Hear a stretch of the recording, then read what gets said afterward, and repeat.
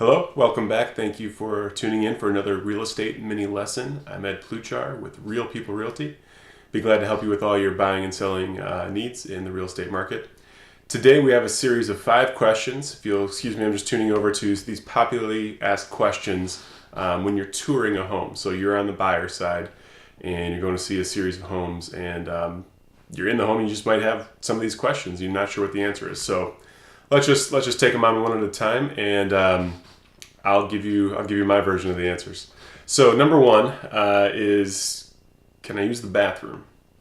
No, I'm just kidding. Yeah, you can. Couple notes though, because sometimes that answer is actually no. I'm not going to confess to anything explicitly, but I've fallen prey to this. So some homes, especially foreclosures, are winterized, and if you don't know what that means is they've drained the water out of the pipes, turn off the water, drain the water out of the pipes so that they're empty, so that if the house gets below freezing for whatever reason, pipes aren't going to burst. You're not going to have a huge flooded mess on your hands. If there's no water in the pipes, you can't flush a toilet, you can't wash your hands, you can't do any of that stuff. So what happens is those toilets are actually not usable. I mean, you can deposit, but you can't carry let's not even go there. So I may or may not on occasion have used an unflushable toilet and left my sincere apologies with the agent. So the only catch is to ask, make sure that the bathrooms are usable. And if they are, certainly you can feel free to, because we don't want the other side of that dilemma to arise. Second question, is it okay if I bring my coffee?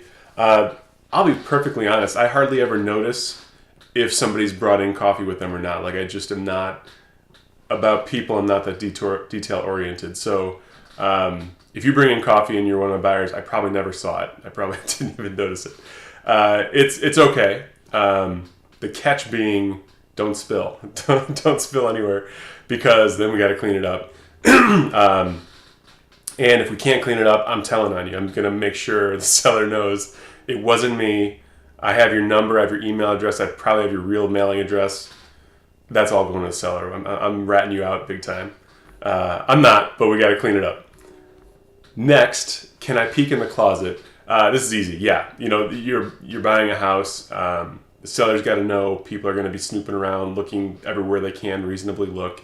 If it's not locked like a safe, or deadbolted without us having keys to look in, then it's fair game. So if you're on the buyer side and you're considering buying a house, certainly have your look around, be satisfied with having seen the whole house.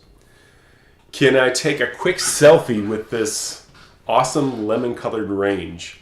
You do see some things that you may want selfies taken with. I've actually not had this request so far. I'm going to have it like 5 times in a row.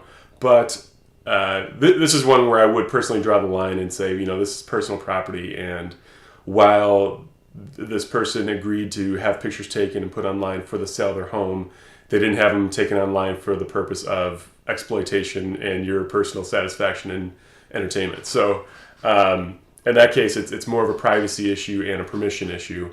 If they're there, the seller's there, and you see something, you're like, this is just too good. Now I'm a real big jukebox fan, and I collect them. I have a whole basement full of jukeboxes. Can I take a picture of this one?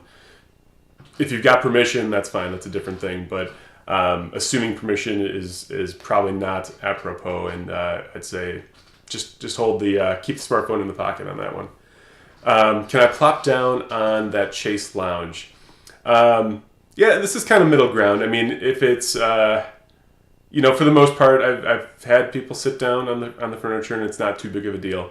But I've had people not sit down, and with good fortune, because we found out later, like, this bed wobbles a little too much. And as soon as I lifted the sheet up, you could see it was just like propped bed. It was propped with like 1 2x4. So if you had just like jumped on that bed, it would have been a disaster. Everything would have collapsed, and would not have been pleasant. If it didn't hurt you, it would have scared you. Generally, I'd say I lean toward no, let's not sit on the furniture if we can avoid it. But and I guess you could always avoid it. But if for some reason like it looked like that furniture was for sale or might be staying with the house, that's different. You're trying it out because you're going to buy it or possibly buy it. But in every other case, I lean toward let's not sit on the furniture. So just a few etiquette questions. Nothing here is a catastrophic mistake if you make it, except for spilling. I am going to tell on you. If you have any other questions about buying or selling a home, please give me a call. 815-931-2279. My email address is edward.pluchar@gmail.com. I have had a few people call me or text me, on the basis of these videos. So if they're helpful, I love that. I hope they are.